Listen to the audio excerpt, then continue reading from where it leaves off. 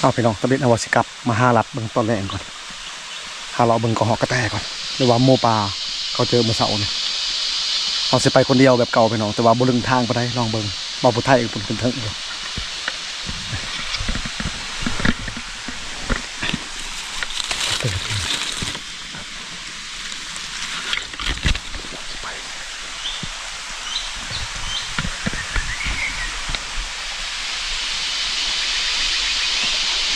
บ่ลึงทางไปสิไปทางเบิ่ง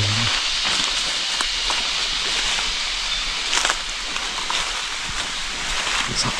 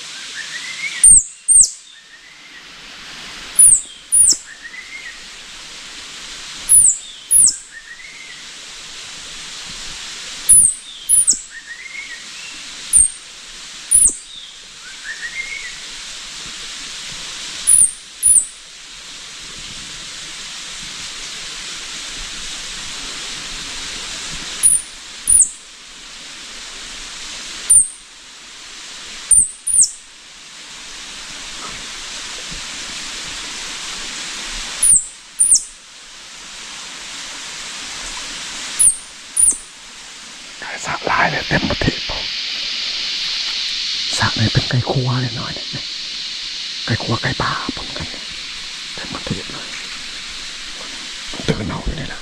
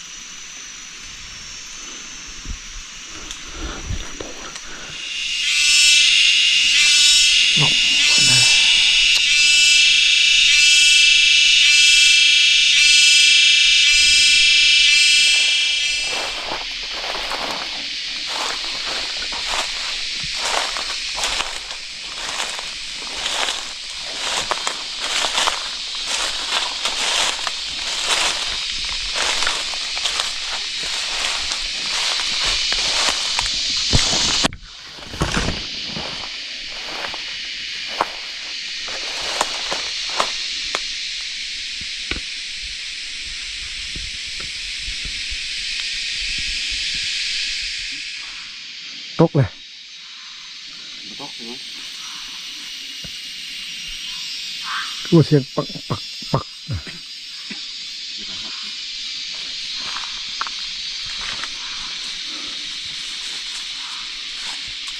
นั่นเลยจ้ะไม่ได้ยังเลาะไปลมพอแห้งเลาะขึ้นบนนี้เจอบ่าวผู้ไทยอีกบ้านแล้วบ้านนี้ก็เจอบนนี้เจอนี้เลยมันโต๊ะของดินหรือเปล่ามันโต๊ะของดินเลยนี่หอดนะดินี่ก็มาขึ้นแบบนี้แบบข้าง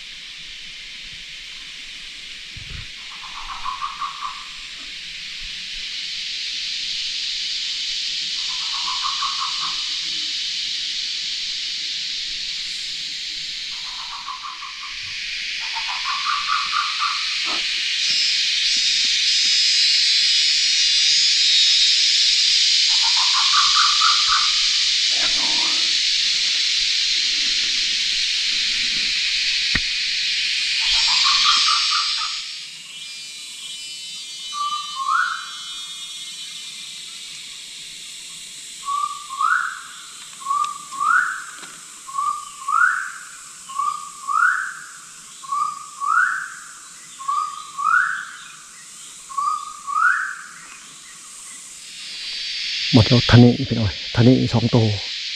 ผมลงไปเลยทานี่มันห้องมวนอะไรเอาบนตองมันได้ทานี่ได้ผมลงไปเลยทานี่ห้องมันลงหลุม2 ตัวเลยลงหมด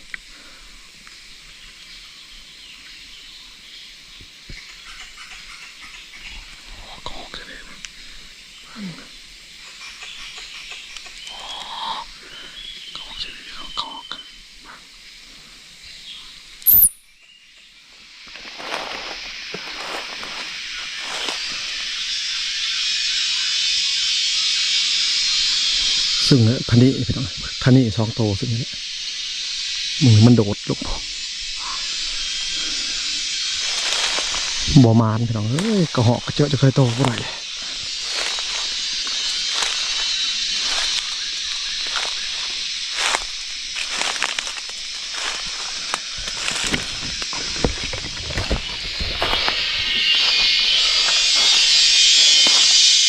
คำเนาะเลาะกับบอลละบาด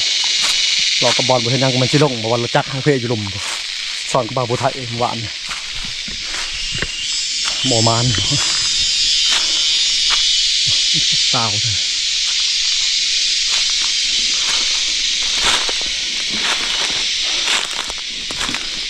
เยอะอยู่กระเหาะพอสิได้นะ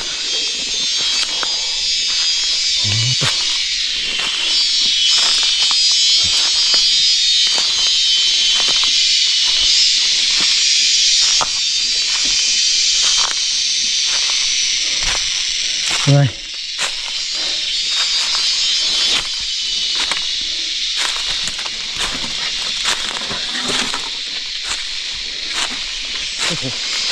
ไปหนองมาฮอดบอลก็เฮาประมาณยังไม่ได้ผ่านบ่ได้ก็หอกครับมาดิเนาะครับมื้อหน้าจะมาใหม่พุ่นเจอกันใหม่รถจักรอยู่ลุมมื้อได้จ้ะเอารถไปให้ไปสวนเขาเนาะโอ้เดี๋ยวบ่ไทยวันหน้า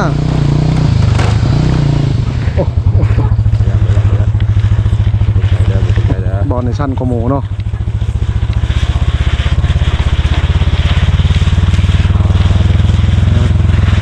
รถเฮาประเทศจ้ะดุมไม่เชื่อแล้วบางคนไทยมาสุกรย่างหัวไปนู่นมาดึงแพ้ได้ดิโอ้นอนเดินนอนนี่เนาะไปไกลๆนึงก่อนน้ำมาได้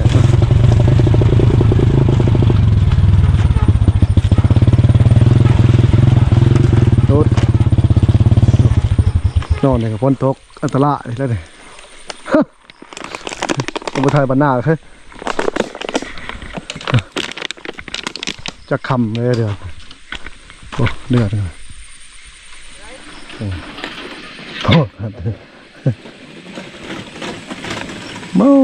ของเรียกว่างยังได้ได้เลยขอยางเข้าไป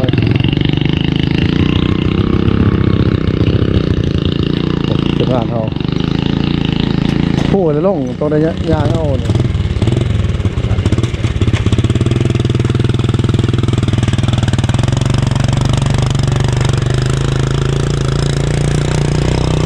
สั้นที่สุดต่อบนโต๊ะจบ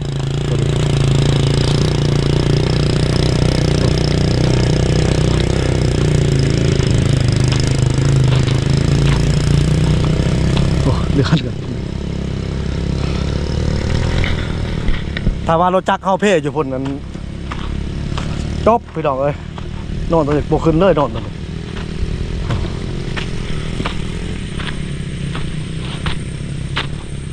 พี่น้องมาหอรถจักรบาดเนี่ย